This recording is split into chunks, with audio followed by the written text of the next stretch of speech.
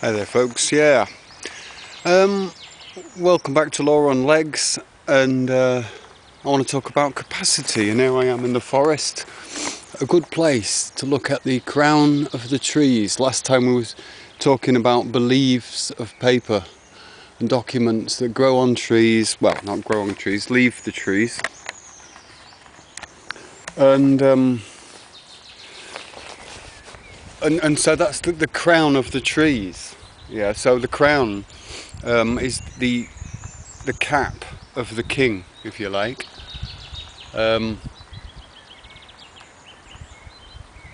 Yeah. So I'll go into a few different capacities or caps. This is why I'm wearing me hat, which isn't really a cap, but different types of caps you'll notice in society indicate different types of status. Like a policeman wears a cap, and you can see from the cap he has a certain authority in a certain jurisdiction. You've got sailors' caps and different rankings of those caps. You've got workers' caps and stuff, and like a wizard's hat, it's pointed so that nothing can rest on top of the hat. There's like a round fez type of hat that's for like slaves or ex-slaves and stuff, and scholars' hats that are flat on the top. And so if we come to the crown, which is probably one of the, I'd guess it's one of the highest authoritarian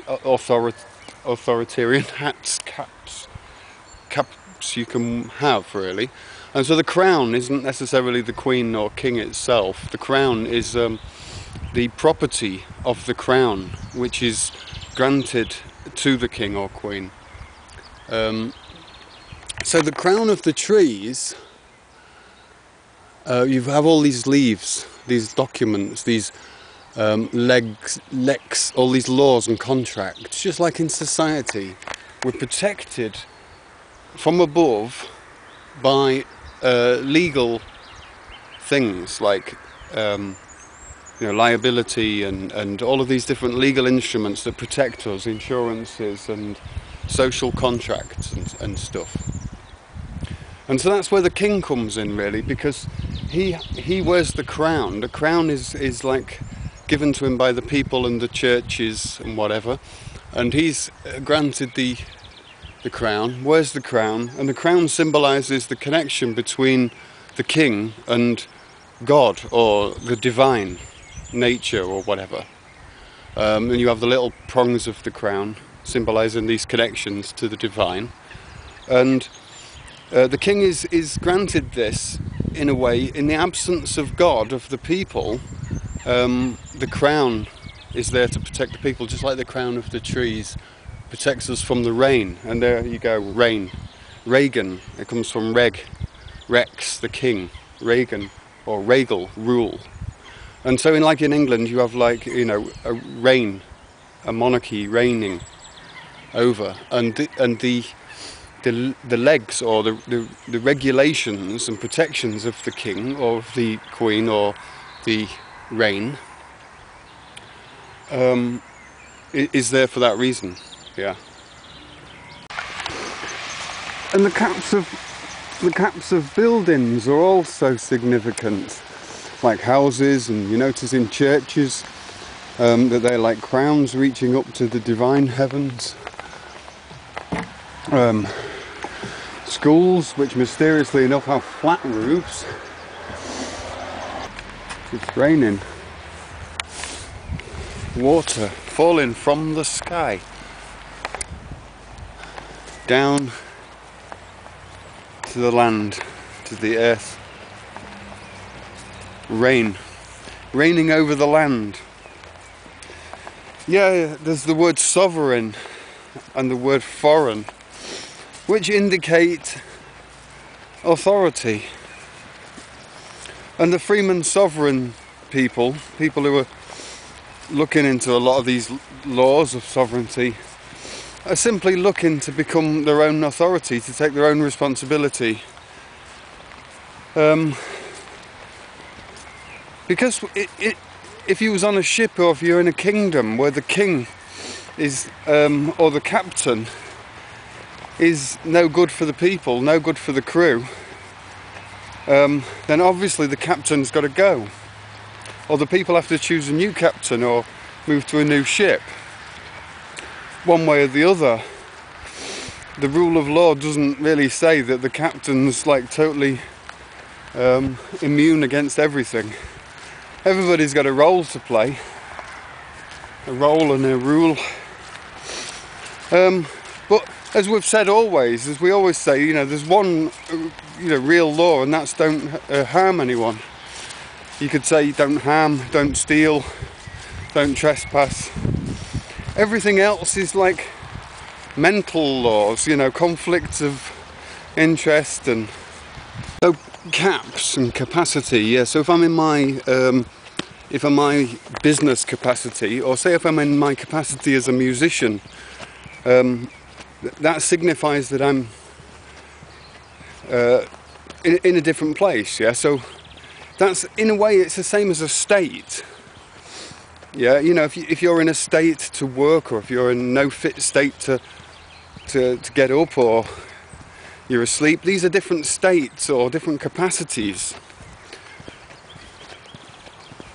And so like a policeman, for example, isn't always on duty, but in a way he always has some duties left, because he's never completely freed from his corporate capacity.